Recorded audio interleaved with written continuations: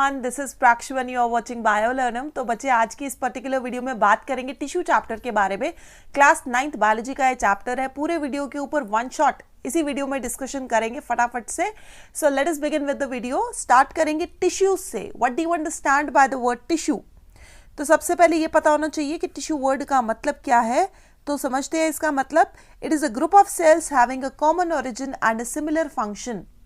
एक ऐसा सेल का क्लस्टर जिसका ओरिजिन भी सेम है और फंक्शन भी सेम है, यानी कि एक ही मदर सेल से आए हैं। ये मदर सेल रहा, इस मदर सेल से डिफरेंट डिफरेंट सेल्स बने कुछ इस तरीके से। देखो बच्चे, इसका स्ट्रक्चर भी सेम है, देखने में भी एक जैसे है, और अगर इनका फंक्शन भी सेम हो जाए तो ये सब के सब सेल क्या बना देंगे? ये सब के सब सेल मिलके बनाएंगे एक टिश्यू। तो टिश्यू के अंदर ओरिजिन भी सेम रहेगा और फंक्शन भी सेम रहेगा। तो ऐसे ग्रुप ऑफ सेल्स, ऐसे क्लस्टर ऑफ सेल्स को हम बोलते हैं टिश्यूज। तो अब प्लांट और एनिमल की बॉडी दोनों के अंदर ये टिश्यूज देखे जाते हैं। दोनों को हम डील करेंगे इसी चैप्टर के अंदर। तो सबसे पहले अगर प्लांट टिश्यूज पर नजर मारें तो सबसे पहले प्लांट टिश्यू में देखो, जाइलम आ गया, फ्लोएम आ गया, वैस्कुलर टिश्यूज आ गए, इन्हीं को ही वैस्कुलर टिश्यूज बोलते हैं। Then ground tissues, dermal tissues जैसे कि एपिडर्मिस। तो ये सब टिश्यूज देखे जाएंगे प्लांट के अंदर। इसके अलावा भी बहुत से अलग अलग तरीके के टिश्यूज देखे जाते हैं। एनिमल टिश्यूज की अगर हम बात करें तो यहाँ पर मस्कुलर टिश्यू आ गया, कनेक्टिव टिश्यू आ गया, नर्वस टिश्यू आ गया, then blood, then epithelial tissue. All these kind of tissues will be seen in animals body. So one by one दोनों के ऊपर डिस्कशन करेंगे हम। अब पहले देख लेते हैं कि प्लांट टिश्यू और एनिमल टिश्यूज के अंदर डिफरेंस क्या है, कहां पर है डिफरेंस। तो इस टेबल की हेल्प से समझेंगे कि डिफरेंस क्या है। तो tissue organisation is targeted towards stationary habit of plant. Plant की बॉडी क्योंकि स्टेशनरी है तो टिश्यू कुछ इस तरीके से बनाया जाता है प्लांट के अंदर कि वो स्टेशनरी बॉडी को हेल्प करे। जबकि एनिमल की बॉडी तो मोटाइल है, मूव कर सकती है एक जगह से दूसरी जगह पर। तो टिश्यू इस तरीके से बनेंगे ताकि एक मूविंग बॉडी के अंदर वो हेल्प कर सके। ऑर्गेनाइजेशन जो है वो यहाँ पर सिंपल रहेगा, यहाँ पर ऑर्गेनाइजेशन कॉम्प्लेक्स रहेगा। बॉडी सिंपल तो टिश्यू सिंपल, बॉडी कॉम्प्लेक्स तो tissue complex. Many of the tissues are dead. यहाँ पर प्लांट की बॉडी के अंदर बहुत सारे टिश्यूज डेड फॉर्म में देखे जाएंगे। एग्जाम्पल आ जाता है कॉर्क, जो कि प्लांट के बार्क को हम बोलते हैं। ट्री की आउटर लेयर होती है, जो स्टेम की आउटर लेयर होती है ब्राउन कलर की, उसको हम कॉर्क बोलते हैं। Most of the tissues are living in animal case. Animal के अंदर ज्यादातर लिविंग स्टेट में ही रहेंगे। Plant tissues growth is confined to certain area. सिर्फ कुछ ही जगहों पर ये टिश्यूज ग्रो करेंगे, जबकि animal tissues growth is not limited to areas. Plant tissue less maintenance energy required, इधर more maintenance energy required. Body complex है तो फंक्शंस कॉम्प्लेक्स होंगे। फंक्शंस कॉम्प्लेक्स हैं तो एनर्जी की रिक्वायरमेंट ऑटोमेटिकली ज़्यादा हो जाएगी। Plant grow continuously towards throughout the life. After reaching maturity stage animals do not show further growth. In the case of plant tissue, जो plant tissue है वो फटाफट से अपना जो ग्रोथ है वो throughout the life show करते रहेंगे। Whereas in the case of animal tissues, ये जो टिश्यूज होंगे वो क्या करेंगे, सिर्फ एक पर्टिकुलर लेवल तक ही, मैच्योरिटी के लेवल तक ही अपनी ग्रोथ शो करेंगे, उसके बाद वो रुक जाएंगे। अब हम बात करते हैं प्लांट टिश्यूज की। प्लांट टिश्यूज की फर्दर बाइफर्केशन हो जाता है। These are the types of plant tissue. तो दो तरीके से प्लांट टिश्यूज देखे जाएंगे। कौन कौन से तरीके हैं? एक है जी meristematic tissue and the second one is permanent tissue. Meristematic tissue और परमानेंट टिश्यू में डिफरेंस क्या है? मेरिस्टेमेटिक टिश्यू का जो काम है वो ये है कि वो थ्रू आउट लाइफ डिवाइड करेगा, जबकि एक पॉइंट पे आने के बाद वो मेरिस्टेमेटिक टिश्यू परमानेंट बन जाता है, क्योंकि वो अपनी सेल डिवीजन की एबिलिटी को लूज कर देता है। तो जैसे ही उसने सेल डिवीजन की एबिलिटी को लूज किया, वो मेरिस्टेमेटिक टिश्यू बन गया परमानेंट टिश्यू। All right. तो मेरिस्टेमेटिक टिश्यू के पास एबिलिटी है सेल डिवीजन की, जब वो लूज कर गया तो वो बन गया परमानेंट। अब क्योंकि अब वो फर्दर डिवाइड नहीं कर सकता, जैसा है वैसा ही रहेगा। अब मेरिस्टेमेटिक टिश्यू के तीन टाइप्स हैं, apical meristem, lateral meristem, intercalary meristem. Plant के अंदर किस पोजीशन पर वो प्रेजेंट है उसके बेसिस पर मेरिस्टेमेटिक टिश्यू तीन तरीके से देखे जाते हैं, एपिकल, लेटरल एंड इंटरकैलरी। इसके अलावा परमानेंट टिश्यूज की बात करें, they lose ability to divide further. दो तरीके से देखे जाएंगे, simple tissues, complex tissues. Simple tissues जो है जैसे कि पैरेन्काइमा, कोलेनकाइमा, स्क्लेरेन्काइमा, ये जो है एक ही तरीके के सेल से बने हुए हैं। जबकि कॉम्प्लेक्स टिश्यूज जो होंगे हमारे, वो एक से ज्यादा सेल्स उसमें देखे जाएंगे। तो क्योंकि एक से ज्यादा सेल्स हैं तो ऐसा टिश्यू क्या हो जाता है, कॉम्प्लेक्स हो जाता है। तो यहाँ पर एग्जाम्पल आ जाता है xylem and phloem. All right.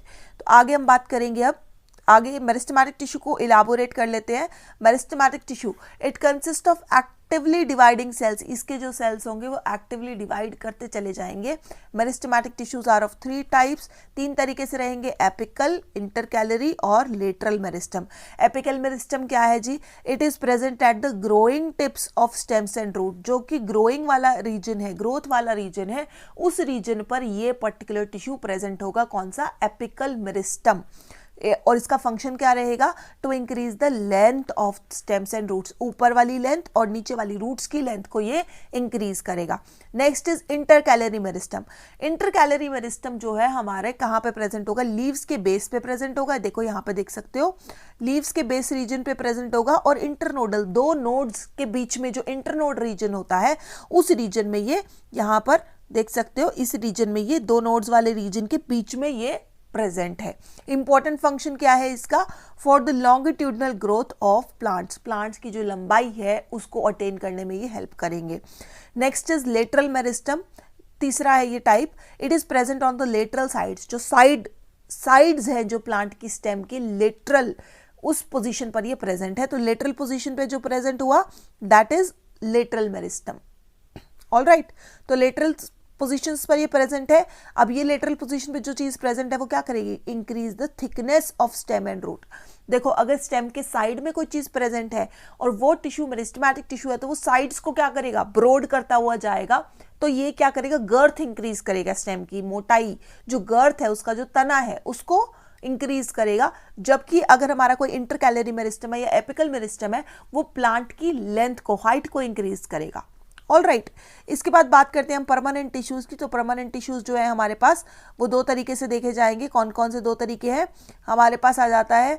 It is formed by the meristematic tissue, the cells in this tissue lose the ability to divide and permanent tissues are formed. This tissues are divided into 2 categories. कौन कौन से? Simple permanent tissue and complex permanent tissue. 2 तरीके से देखे जाएंगे, simple permanent, complex permanent. Simple permanent it consist of only 1 type of cell, सिर्फ एक तरीके का सेल इसके अंदर देखा जाएगा। ऑलराइट, अब वो सेल कैसा भी हो सकता है। अब इसकी फर्दर 3 बाइफर्केशन आती है, पैरेन्काइमा, कॉलेन्काइमा, स्क्लेरेन्काइमा। तो देखो ये पैरेन्काइमा, एक जैसे सेल्स हैं पर सेल का अगर शेप देखोगे सबके अंदर डिफरेंट डिफरेंट है। ये है पैरेन्काइमा के सेल्स, ये है कॉलेन्काइमा के सेल्स और ये है स्क्लेरेन्काइमा के cells. These are the 3 kinds of simple permanent tissues. Parenchyma it is composed of unspecialised living cells with relatively thin cell walls. यहाँ पर जो सेल वॉल होगी, प्लांट सेल है तो सेल वॉल होगी, इसकी जो सेल वॉल है वो कंपैरेटिवली बहुत ज्यादा पतली है। ऑलराइट, इंटरसेल्यूलर स्पेस जो है यहाँ पर प्रेजेंट होगा, present in soft parts of the plant. यहाँ पर इंटरसेल्यूलर स्पेस देख सकते हो बच्चे, मैं यहाँ पर मार्क कर देती हूँ इंटरसेल्यूलर स्पेस। ये देखो, this region, this region, this region, ये सब क्या है? ये इंटरसेल्यूलर स्पेस है। तो इंटरसेल्यूलर स्पेस यहाँ पर आपको देखा जाएगा किसके अंदर? पैरेन्काइमा के अंदर। अब इनका मेन काम क्या है? सॉफ्ट रीजन्स में ये प्रेजेंट है और इनका मेन काम क्या है? Storage. Parenchyma equal to storage, जहां पैरेन्काइमा प्रेजेंट है वहां पे वो किसी न किसी चीज को स्टोर करेगा। कॉलेन्काइमा नेक्स्ट हमारा जो है, it is composed of living and elongated cells. देखो ये वाले भी लिविंग सेल्स हैं, ये वाले भी लिविंग सेल्स हैं। अब नेक्स्ट जो हमारे हैं ये वाले क्या आएंगे? Dead cells. तो इसीलिए लिखा हुआ है क्योंकि इनमें से एक जो है वो डेड फॉर्म में है। तो कॉलेन्काइमा जो है हमारा लिविंग है, इलोंगेटेड, थोड़े से लंबे होंगे ये cells, with cells walls irregularly thickened at the corners. इसकी जो सेल वॉल्स होंगी वो कॉर्नर्स पे थोड़ी सी थिक होंगी। उसके अलावा यहाँ पर नो इंटरसेल्यूलर स्पेस, इधर देखो बच्चे कोई भी इंटरसेल्यूलर स्पेस नहीं देखा जाएगा in this particular scenario.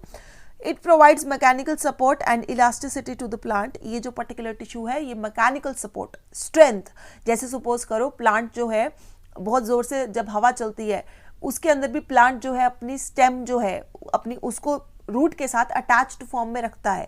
Stem जो है वो रूट से डिटैच नहीं हो जाती जब जोरों की हवाएं चलती हैं। सो व्हाट इज हैपनिंग, वहां पर जो कॉलेन्काइमा प्रेजेंट है वो कॉलेन्काइमा उसको क्या प्रोवाइड कर रहा है? मैकेनिकल स्ट्रेंथ प्रोवाइड कर रहा है कि वो प्लांट इधर उधर हिल डुल के वापस से अपनी पोजीशन में आ रहा है।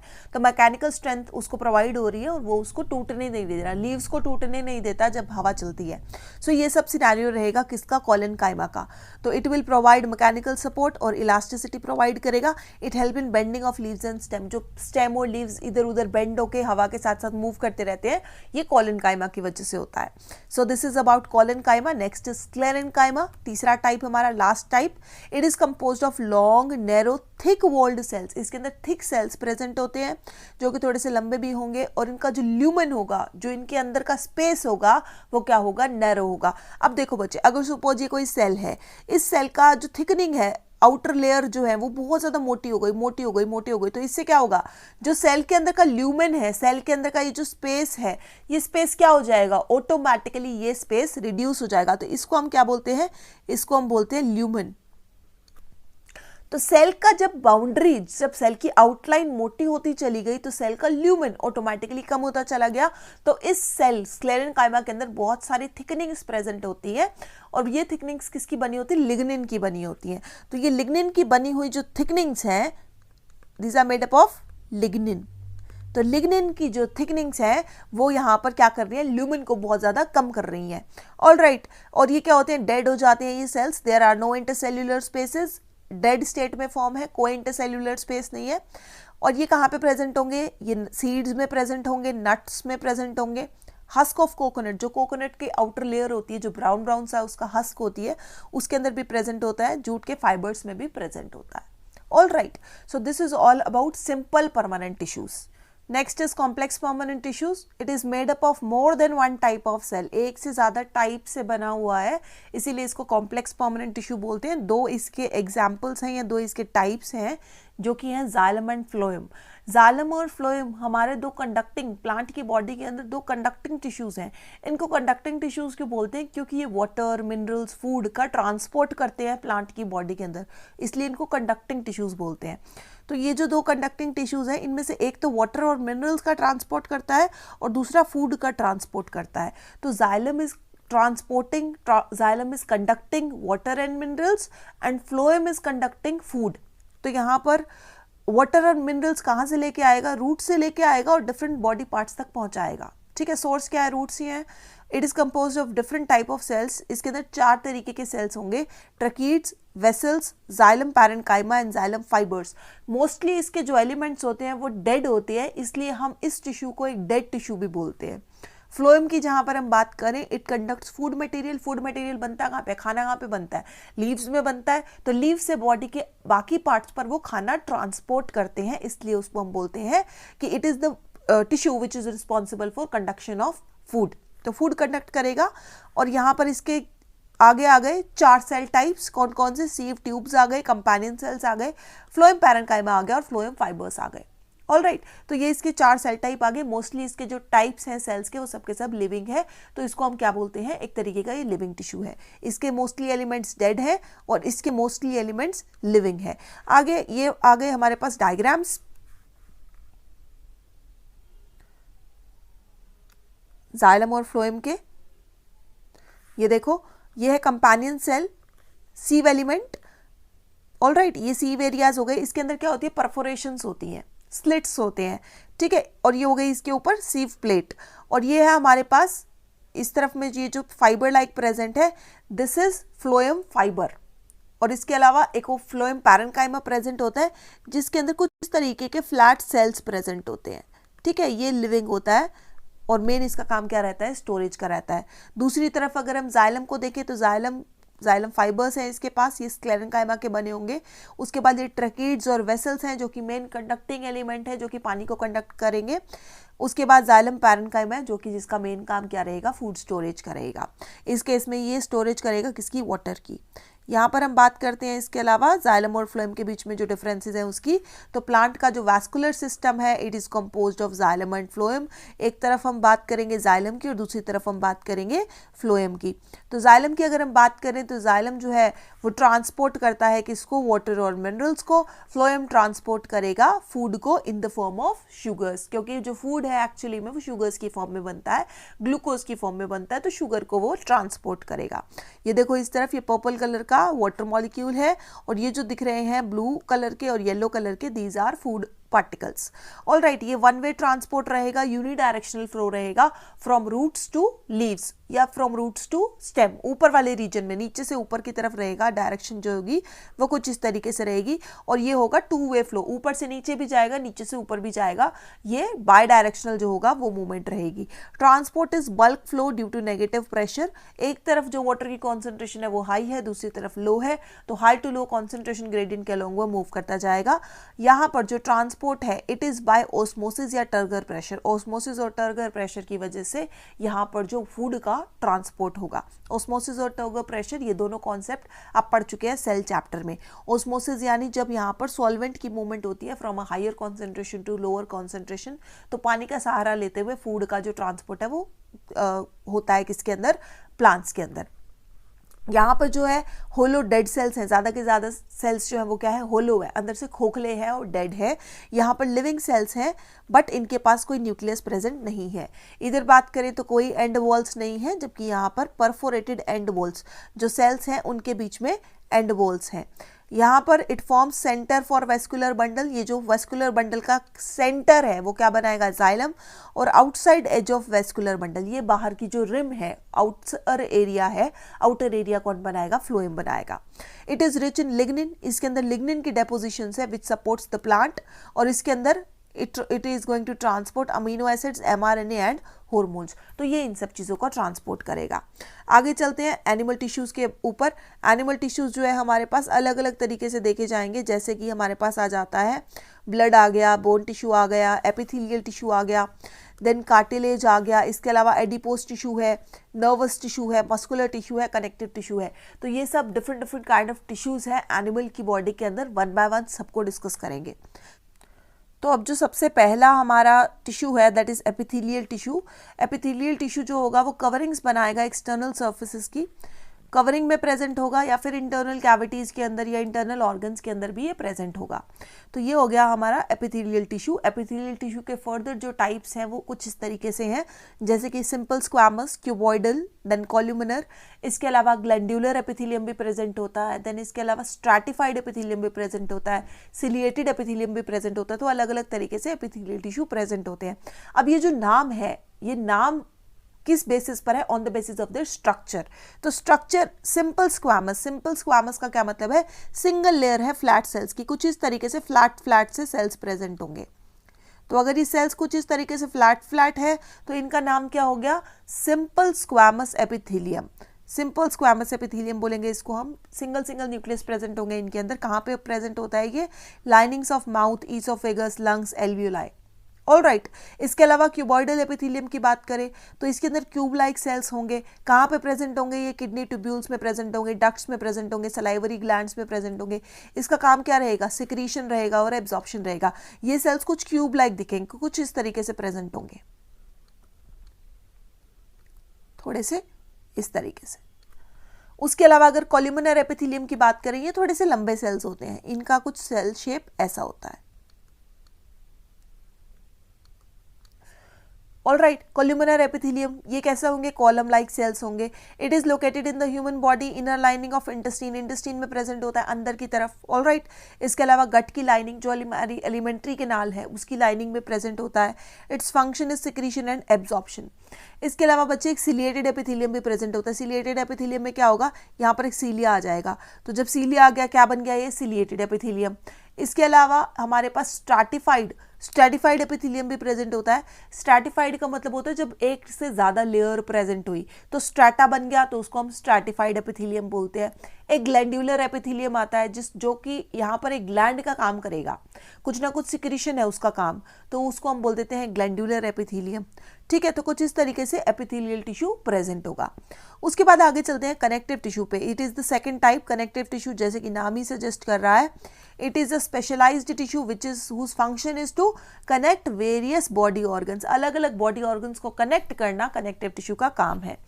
अलग अलग तरीके के कनेक्टिव टिश्यू देखे जाएंगे, जैसे कि एरियोलर, एडिपोस, उसके अलावा dense regular connective tissue, skeletal tissue, fluid tissue. तो ये सारे कनेक्टिव टिश्यू के पार्ट्स हैं।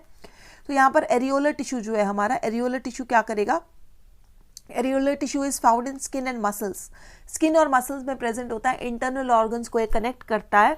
ऑलराइट, एक तरीके से जैसे दो ऑर्गन्स हैं उनके बीच में खाली स्पेस है तो उसके बीच में क्या आ जाएगा, हमारा एरियोलर टिश्यू आ जाएगा, एक तरीके की फिलिंग का काम करेगा ये। It is present around the blood vessels, nerves, इन सब के अराउंड आसपास ये प्रेजेंट होता है। Next is adipose tissue. Adipose tissue ये हमारा जो फैटी टिश्यू है उसको हम एडिपोज टिश्यू बोलते हैं। इसके अंदर फैट सेल्स आते हैं जो कि फैट को स्टोर करते हैं, बड़े बड़े ग्लोब्यूलर सेल्स जिसको हम एडिपोसाइट्स बोलते हैं वो इसके अंदर प्रेजेंट होते हैं। तो it is storage site of fats, it is found between the internal organs and below the skin, skin के नीचे भी प्रेजेंट होता है। और ये किसका काम करता है, it acts as insulator for the body, body के अंदर इंसुलेटर, हीट को ट्रैप करके रखेगा बॉडी के अंदर, हीट को बाहर नहीं जाने देगा, तो इंसुलेटर का काम करता है ये। Next is dense regular connective tissue. अब डेंस रेगुलर कनेक्टिव टिश्यू के हमारे पास यहाँ पर दो पार्ट्स आ जाते हैं, टेंडन और लिगामेंट। अब ये जो टेंडन और लिगामेंट है ये क्या करते हैं, कनेक्शन की तरह काम करते हैं। ये जो है हमारा इधर लिगामेंट, ये कनेक्शन करेगा between two bones, bone to bone connection जो है वो कौन करेगा, लिगामेंट। और टेंडन जो है हमारा वो बोन टू मसल, बोन को कनेक्ट करेगा किसके साथ, मसल के साथ। लिगामेंट बोन को कनेक्ट करेगा किसके साथ, बोन के साथ। ऑलराइट, तो ये जो है वो टेंडन और लिगामेंट के अंदर डिफरेंट रहेगा। Tendon connect muscle to bones whereas ligaments connect to bones together. तो ये दोनों बोन्स को कनेक्ट करेगा और एक मसल और बोन को कनेक्ट करेगा। Next is skeletal tissue. Main component of skeletal tissues are cartilage and bone, cartilage और बोन इसके दो एग्जांपल्स आएंगे। उसके अलावा फ्लूइड टिश्यू की बात करें तो यहाँ पर ब्लड आ जाता है, ब्लड के अलग अलग कंपोनेंट्स होते हैं, कैरियर फ्लूइड का काम करता है, इसके अंदर आरबीसी होगा, डब्ल्यूबीसी होगा, प्लेटलेट्स होगा, सबके अपने अपने काम है। आरबीसी का काम क्या है, ऑक्सीजन का ट्रांसपोर्ट करना, डब्ल्यूबीसी एक तरीके के सोल्जर का काम करता है, बॉडी को प्रोटेक्ट करता है, जबकि प्लेटलेट्स जो है वो ब्लड को कोगुलेट करने में हेल्प करते हैं, ब्लड क्लॉटिंग में हेल्प करते हैं। ठीक है, उसके अलावा ये आ जाता है मस्कुलर टिश्यू। मस्कुलर टिश्यू हमारा थर्ड टिश्यू है। It is main function of muscular tissue is to provide movement in the body. अब मूवमेंट के लिए यहाँ पर बॉडी के अंदर तीन तरीके की मसल्स होती है। कौन कौन सी मसल्स होती है, एक होती है स्केलेटल, एक होती है स्मूथ और तीसरी होती है कार्डियक। तो skeletal muscle, smooth muscle, cardiac muscle. Skeletal muscle को हम स्ट्राइटेड मसल भी बोल देते हैं, नॉन स्ट्राइटेड हम बोलेंगे स्मूथ को, इसको हम बोल देंगे नॉन स्ट्राइटेड, और कार्डियक को हम कार्डियक ही बोलते हैं। अब ये जो नाम है वो किसके बेसिस पर रखे गए हैं, on the basis of their location in the body. Smooth muscle जो है इसको हम विसरल मसल भी बोलते हैं क्योंकि ये इंटरनल ऑर्गन्स में प्रेजेंट होती है। स्केलेटल मसल जो है हमारी वो स्केलेटल सिस्टम के साथ कनेक्टेड होती है। कार्डियक मसल जो है हमारी वो हार्ट की लाइनिंग में प्रेजेंट होती है। तो स्ट्राइटेड मसल और स्केलेटल मसल वॉलेंटरी मसल्स, ये जो सेल टाइप मसल है हमारी, these are cylindrical, unbranched and multinucleate. इनके अंदर बैंड्स प्रेजेंट होते हैं, स्ट्राइशंस प्रेजेंट होते हैं, इसलिए हम इसको स्केलेटल मसल बोलते हैं। और ये स्केलेटल सिस्टम के साथ अटैच रहकर बॉडी की जितनी भी वॉलंटरी मूवमेंट्स है जो हम खुद से कर रहे हैं वो सब ये कराते हैं। ठीक है, नेक्स्ट है हमारा स्मूथ मसल और इनवॉलेंटरी मसल। क्योंकि ये इंटरनल ऑर्गन्स के कनेक्शन में है तो इंटरनल ऑर्गन, अब हमारे स्टमक की जो मूवमेंट्स हो रही है, हमारे ईसोफेगस में जो मूवमेंट्स हो रही है, ये सब हमारे कंट्रोल में नहीं है। तो ये सब जो मसल्स हैं इनको हम विसरल मसल, स्मूथ मसल या फिर हम नॉन स्ट्राइटेड मसल बोल देंगे। और इसका काम क्या होगा, इनवॉलेंटरी मूवमेंट्स ये कराएगी। ये जो है cells, these are long, spindle shaped and possess a single nucleus. एक सिंगल न्यूक्लियस इसमें प्रेजेंट होगा, देख सकते हैं इस पर्टिकुलर डायग्राम के अंदर। उसके बाद आ जाती है कार्डियक मसल, जिसको हम इनवॉलेंटरी मसल्स भी बोलते हैं। ये सिलिंड्रिकल ब्रांच्ड होती हैं, यूनिन्यूक्लिएट होती हैं और ये हमारे हार्ट के अंदर प्रेजेंट होती है। तो ये भी हमारी इनवॉलेंटरी मसल्स हो जाएंगी। लास्ट आता है हमारा एनिमल टिश्यूज के अंदर, last topic is nervous tissue. जो नर्वस टिश्यू है हमारा, ये लास्ट टिश्यू है, ये कहाँ पे प्रेजेंट होगा, हमारे नर्वस सिस्टम में प्रेजेंट होगा। ब्रेन, स्पाइनल कॉर्ड, ये जो है हमारा brain, spinal cord and nerves, ये सब मिलके हमारा क्या बनाती है, नर्वस टिश्यू बनाती है। और इसके जो सेल्स होते हैं वो क्या होते हैं, neurons. So neurons are the cells of nervous tissue जो कि इस टिश्यू को बनाते हैं। अब न्यूरॉन का डायग्राम बहुत ज़्यादा इंपॉर्टेंट है। इस डायग्राम को एक बार देख लेते हैं कि न्यूरॉन का डायग्राम क्या है। इस डायग्राम के अंदर हमें तीन पार्ट्स दिखेंगे, एक सबसे ऊपर वाला ये वाला पार्ट, उसके अलावा एक सेंटर जो सेल बॉडी है वो पार्ट, और उसके अलावा ये तीसरा इलोंगेटेड पार्ट। तो ये वाला जो पार्ट है, सबसे पहला पार्ट, इट इज डेंड्रॉन। सबसे ऊपर वाला पार्ट क्या है, dendron. Second part, this is first part, second part and third part. Dendron, second part is cyton and third part is axon. Dendron जो है हमारा आउटर मोस्ट ये वाला पार्ट है। ऑल राइट, सेंटर के अंदर जो सेल बॉडी है जहां पर मेन साइटोप्लाज्म लोकेटेड है वो क्या है, सेल बॉडी, साइटोन, यहीं पर ही सारा साइटोप्लाज्म प्रेजेंट होता है। उसके अलावा एक long slender part is coming out from the cell body, इसको हम बोलते हैं एक्सॉन।